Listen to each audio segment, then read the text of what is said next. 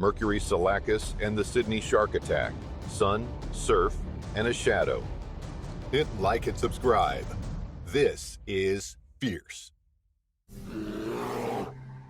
Saturday, September 6th, 2025, Sydney's northern beaches.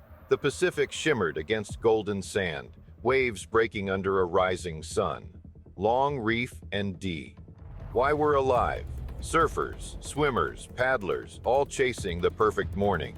But beneath that glittering surface, a shadow moved. Something massive, something ancient, something deadly. That morning would end in blood, and the name Mercury Psillakis, a father, husband, surfboard maker, and local legend, would be remembered not just for how he lived, but for how he died. Mercury Psillakis, Merc to his mates, was 57 years old, born and raised on these beaches, a surfer since childhood, a club champion back in 1994.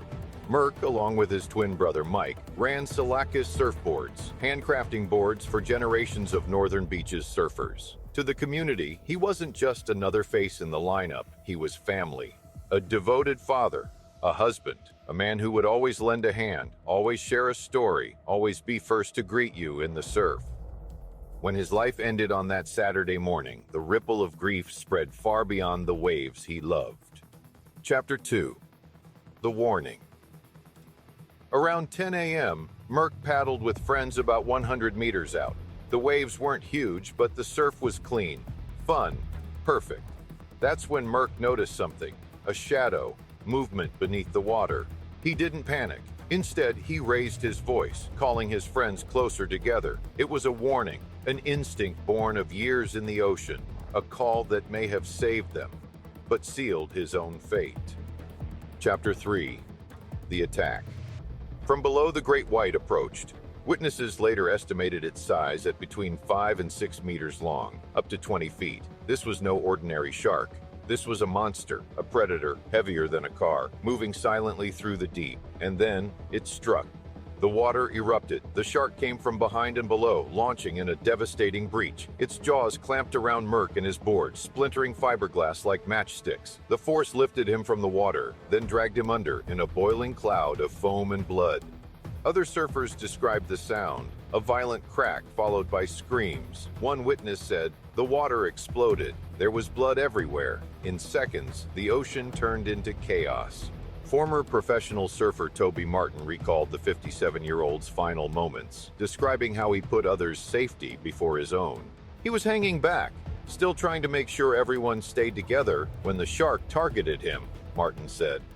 It came from directly behind, breaching out of the water and landing straight on him. It was the absolute worst-case scenario. Normally they attack from the side, but this one came from behind, breached, and came down on him. It all happened in an instant. The shark's bite was catastrophic. Its serrated teeth tore through flesh and bone, severing limbs instantly. The attack was so ferocious that both Merc and his board disappeared beneath the surface. Moments later, he reappeared, floating, grievously wounded, lifeless. Two surfers ignored their fear and paddled directly into the carnage. They pulled Merc onto a board, paddling him toward shore, as the great white circled once more before vanishing into the depths. Chapter 4. The Shoreline Tragedy. On shore, lifeguards and paramedics rushed to meet them.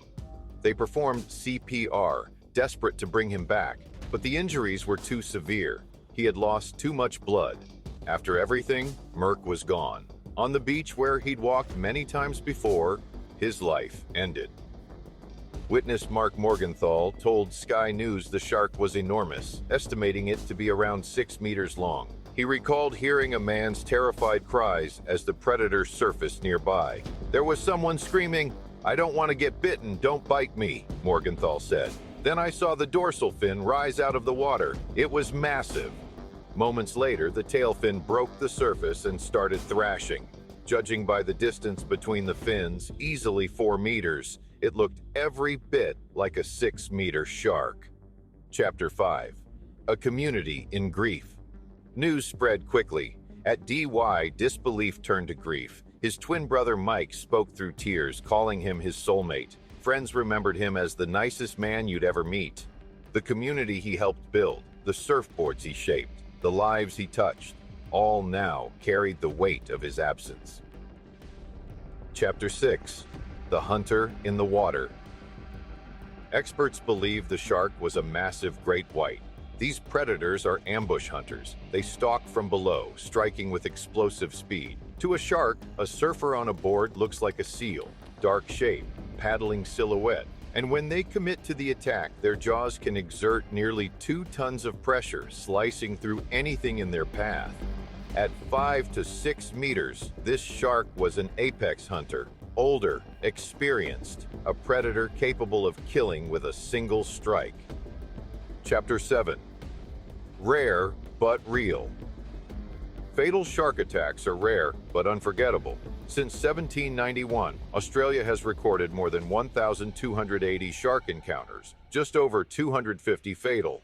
In 2024, there were only 7 fatalities worldwide. Sydney hadn't seen one since 2022, when a British diving instructor was killed off Little Bay. And now, 2025, Mercury Psillakis has become the next name in that tragic history.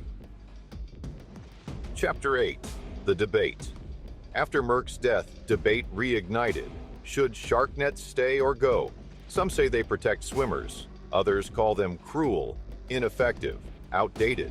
Modern alternatives, drones, smart drumlines, tracking apps, offer promise. But in truth, nothing can remove the risk completely. These are the shark's waters. We are the visitors. Chapter 9. Legacy and Reflection. Mercury Psillakis lived for the ocean, and in his final act he warned others, ensuring his friends survived. He leaves behind a wife, a daughter, a brother, and a community that will never forget him. His story is one of courage, of sacrifice, of humanity colliding with nature's raw power. On September 6, 2025, the Pacific claimed one of Sydney's own, and somewhere off the coast, the great white responsible still swims, a reminder of the wild force beneath the waves we dare to ride. When tragedy strikes in the ocean, seconds matter. Shark attacks are rare, but when they occur, they're catastrophic. Knowing how to respond can mean the difference between life and death. If you ever find yourself in the position of rendering aid to a shark attack victim, here's what experts and paramedics recommend. 1. Get the victim out of the water quickly. The first priority is to remove the victim from danger. If the shark is still circling, stay calm and work with others to form a group. Sharks often lose interest after an initial strike, but you must act decisively. Approach with caution, using surfboards or flotation devices to support the victim. Avoid thrashing or panic. Sudden movement can attract unwanted attention.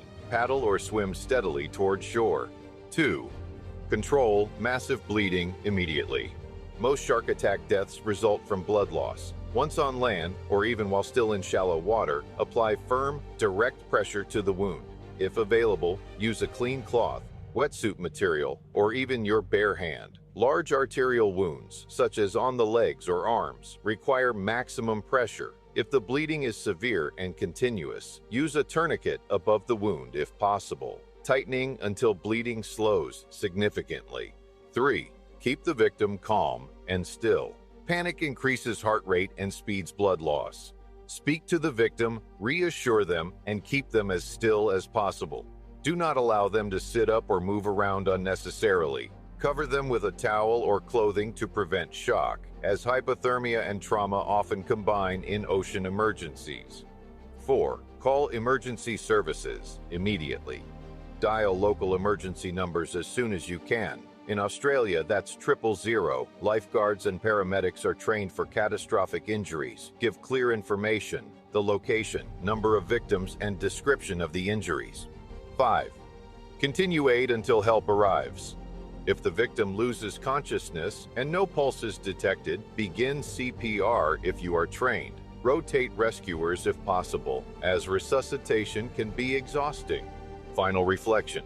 Shark attack rescues are terrifying, chaotic, and dangerous, but courage and fast action can save lives. Mercury Psillakis' friends risked everything to bring him back to shore. Though his injuries were too severe, their bravery reflects the human instinct to protect one another in the face of fear. In the ocean, we are never in full control, but with knowledge, preparation, and courage, we can give victims their best chance at survival. Thanks for watching and staying fierce.